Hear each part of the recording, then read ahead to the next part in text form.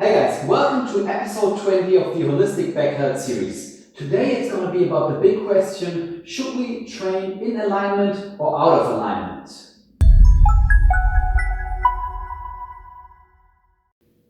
Training in alignment means that all the joints are in perfect alignment, meaning, for example, in a squat, that your knees are above your ankles, that you have a straight spine and your neck is elongated when you're going down. The effects of being in alignment are that you don't have that much wear and tear on the joints, so you can put a lot of weight on it, and the stress on the joint should be lower than if you would, for example, have your knees turning in or having a rounded back. So training in alignment has the effect that it is helping you to not having that much wear and tear. But out of alignment training actually means that you use the body in three-dimensional movements, that you have your knee turning in when you rotate, that you have your knee turning out when you rotate to the other side, that you have a rounded spine in some of those movements, that you turn your head and everything.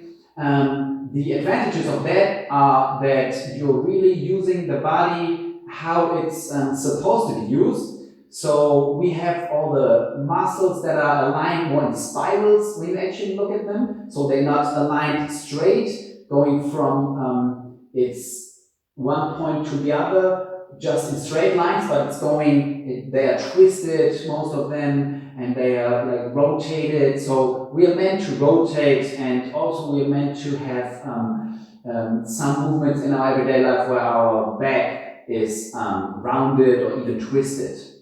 The idea of having a straight spine, for example, is that we are not getting too much force on the lower back or on the back in general in our everyday movements, which has its advantages, as I said, but the problem is if you never really bend your back, then all the muscles and all the fascia and even the nerves, they're not used to those movements. And especially the lumbar fascia has to get stronger, so that which is normal in your everyday life, you move with a rounded spine, and when you pick something up or so, then your fascia and your muscles are prepared for that.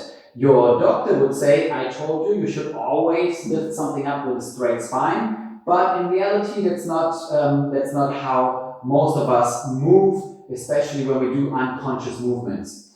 The problems with that is when you never train the body to be out of alignment, that when you then have a movement that is maybe an unexpected movement, you're not prepared for that. Once I had a client in my personal training, and he told me that he got a herniated disc when he was trying to lift up the painting bucket from the floor, but he thought it was empty, so he didn't put that much like pre-tension in his body. So he lifted it up, thought it was empty, and then boom, by rounding his spine, twisting it, and then not having the muscles being engaged and not having the fascia being trained to do that, he then got a herniated disc and a lot of back pain. So it's important to train the body in alignment as well as out of alignment. In alignment can also make sense when you have just pain when you're moving your back in certain ways, and then you want to learn how to move more from your hips, because maybe in your everyday life you're only using your spine when you move. When you bend forward or something, you always only use one part of the spine. That we don't have. In that case, we want to teach you how to move from the hips more. But then next step would be to also learn how to move out of alignment by using all of the different joints synergistically, so that they work together and that all the forces are transmitted all over the body and not in certain areas of the spine. So what we want to do now is we grab the stick again, and we do 3 movements. where we would start with an in alignment posture and then in the end move out of alignment. So what we start with is the forward bending, where we have the hips moving back, your feet are shoulder width apart, knees are slightly bent, and now you hinge back, have a straight spine. So make sure you don't push your ribcage forward too much or round your back too much. Have the stick on the side.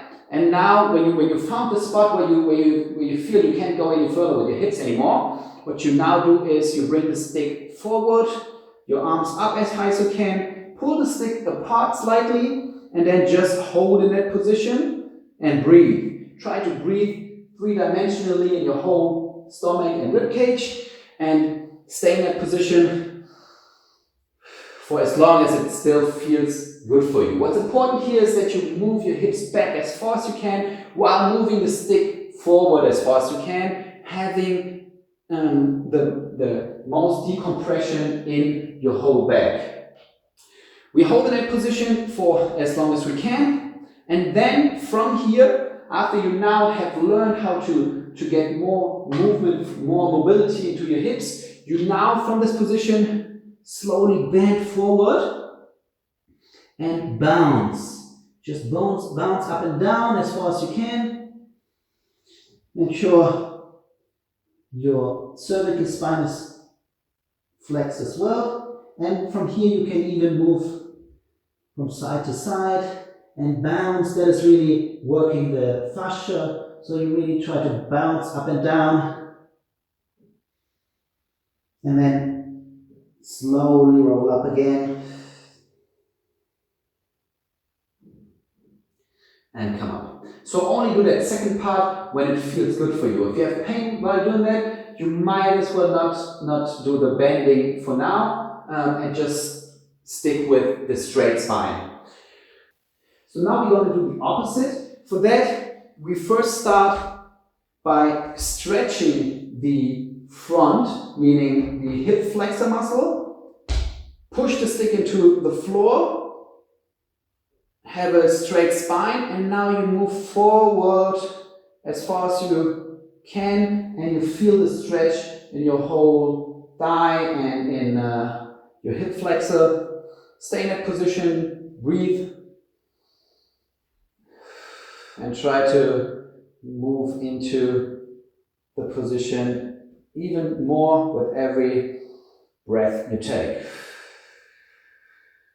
Stay in that position for 30 to 60 seconds, and then we now do is you grab the stick and you hold it above your head and you lean back, and we now move out of the perfect alignment in the upper body, in your back, into more an arch position, which is totally fine unless you have pain in that position. So stay here, and you can even move in and out of that position now. Move it forward and back, forward and back, and bounce in that position, really working the complete front line of the fascia.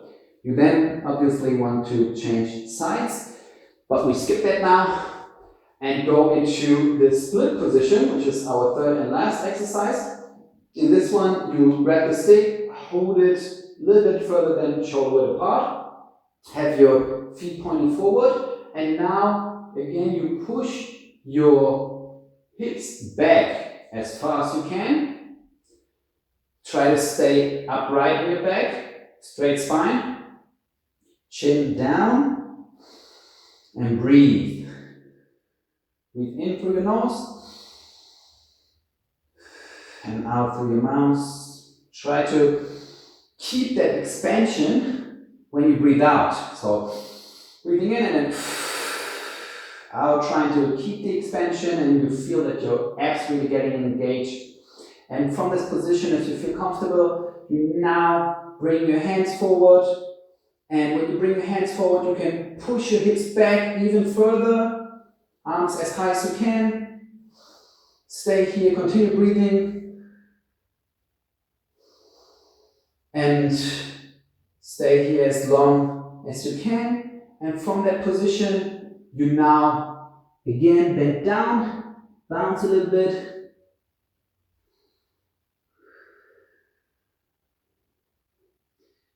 Turn your hands, come up again, and now we move out of alignment in the upper body by bending towards one side as far as you can.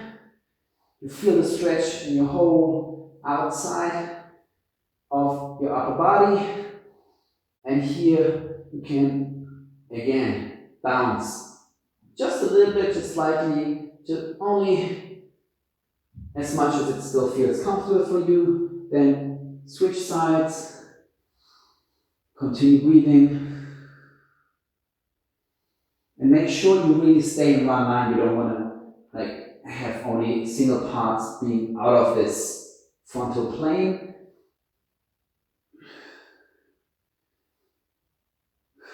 You then come up. Final exercise is you grab the stick from both sides, stay here, and now you rotate from one side to another. Go really slowly, don't push yourself too much, and use your hips. So one hip is pushing you forward, and then the other one, and you go into the other side. Push forward, and then back. And the easier this exercise is for you, the more aggressive you can do it. But you need to earn that. So don't start right away, going that fast, but start slowly, and even if it doesn't feel bad while you're doing, but afterwards it feels you feel like some aches in your back, then you've done too much. Next time you don't want to do that much again. You might not want to do so many back bends. You don't want to do so many rotations. You rather want to stay in alignment. So to sum up, what's important is we can train in alignment, which makes sense, especially when we put weight on it, even though it's also possible to put weight if you train out of alignment. But to not have the most wear and tear, it might be better to stay in alignment when you do your squats and stuff. But moving out of alignment is totally fine as well, as long as you are progressively training your body to getting used to those movements. So in general, what's important to understand is that you shouldn't have any fear of moving out of alignment. It's totally fine to round your back, as long as your back can stand it, can bear it. And it's actually necessary for you to have a more vital life.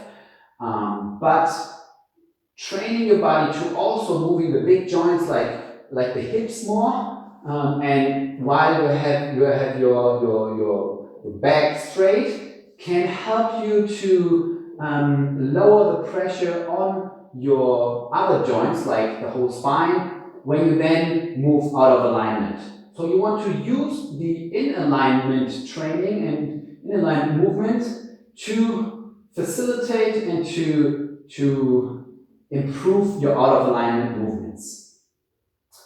Have fun with that. I hope you like this video, and if you want to continue watching this video, then make sure you hit the subscribe button and you also click the notification bell. And if you have any questions or comments, please put them into the boxes below, and also give it a thumbs up if you liked it. That's really appreciated. Hope to see you in the next episode. Till then, bye bye.